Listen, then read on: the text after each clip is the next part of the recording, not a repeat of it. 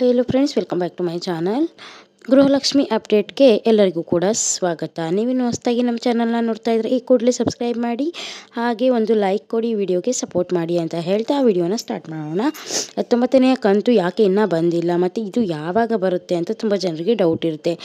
ಹಾಗೆಯೇ ಯಾಕೆ ಇಷ್ಟು ಲೇಟಾಗಿ ಲೇಟಾಗಿದೆ ಮತ್ತು ಯಾವ ರೀಸನ್ಗೆ, ಯಾವ ಕಾರಣಕ್ಕೆ ಲೇಟಾಗಿದೆ ಎಲ್ಲವನ್ನು ಕೂಡ ನಾನು ಒಂದು ವಿಡಿಯೋದಲ್ಲಿ ತಿಳಿಸ್ತೀನಿ. ಅದರ ಜೊತೆಗೆ ಅನ್ನಭಾಗ್ಯ ಯೋಜನೆಯ ಈ ಜನವರಿ ತಿಂಗಳ ಹಣ ಯಾವಾಗ ಬರುತ್ತೆ ಅಂತ ಕೂಡ ತಿಳ್ಕೊಳ್ಳೋಣ ಬನ್ನಿ ಫ್ರೆಂಡ್ಸ್. ಮಹಿಳಾ ಮತ್ತು ಮಕ್ಕಳ ಕಲ್ಯಾಣ ಸಚಿವೆ ಲಕ್ಷ್ಮೀ ಹೆಬ್ಬಾಳ್ಕರ್ ಅವರು ಹೇಳಿದ್ದಾರೆ, ಏಪ್ರಿಲ್ 2ನೇ ವಾರದಲ್ಲಿ 19ನೇ ಕಂತು ಅಂದರೆ ಫೆಬ್ರವರಿ ತಿಂಗಳ ಹಣ ಬಿಡುಗಡೆ ಮಾಡ್ತೀವಿ ಅಂತ. ಆದರೆ ಏಪ್ರಿಲ್ 2ನೇ ವಾರ ಮುಗಿದರೂ ಕೂಡ ಇನ್ನೂ ಗೃಹಲಕ್ಷ್ಮಿ ಹಣ ಬಂದಿಲ್ಲ.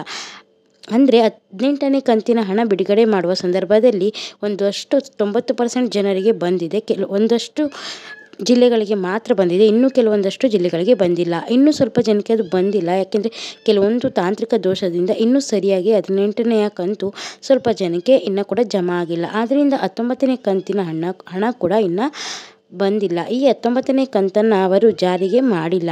ಹಾಗೆಯೇ ಮಹಿಳಾ ಮತ್ತು ಮಕ್ಕಳ ಕಲ್ಯಾಣ ಅಭಿವೃದ್ಧಿ ಇಲಾಖೆಗೆ ಈಗಾಗಲೇ 2,000 ಕೋಟಿ ಹಣವು ಕೂಡ ಹಣಕಾಸು ಇಲಾಖೆಯಿಂದ ಮಹಿಳಾ ಮತ್ತು ಮಕ್ಕಳ ಅಭಿವೃದ್ಧಿ ಇಲಾಖೆಗೆ ಬಂದಿದೆ, ಆದರೂ ಬಿಡುಗಡೆ ಮಾಡಿಲ್ಲ. ಅಂದರೆ ತುಂಬ ಜಿಲ್ಲೆಗಳಿಗೆ ಪ್ರಾಬ್ಲಮಿಂದ ಸರ್ವರ್ನಲ್ಲಿ ಶೋ ಆಗ್ತಾ ಇಲ್ಲ ಕೆಲವೊಂದಷ್ಟು ಜಿಲ್ಲೆಗಳು.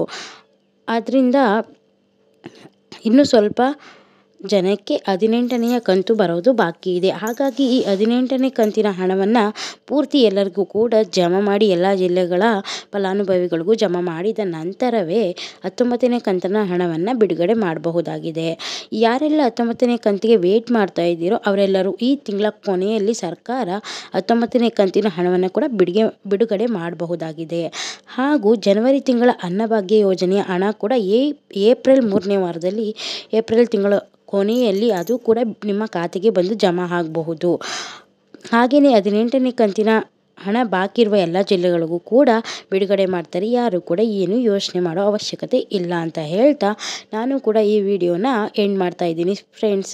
ಈ ವಿಡಿಯೋ ನಿಮಗೆ ಇಷ್ಟ ಆಗಿದರೆ, ಇನ್ಫಾರ್ಮೇಟಿವ್ ಅನಿಸಿದರೆ ಪ್ಲೀಸ್ ಎಲ್ಲರಿಗೂ ಕೂಡ ಶೇರ್ ಮಾಡಿ ಅಂತ ಹೇಳ್ತಾ ಇಷ್ಟೊತ್ತು ವಿಡಿಯೋ ನೋಡಿದ್ದಕ್ಕಾಗಿ ಧನ್ಯವಾದಗಳು. Thanks for watching.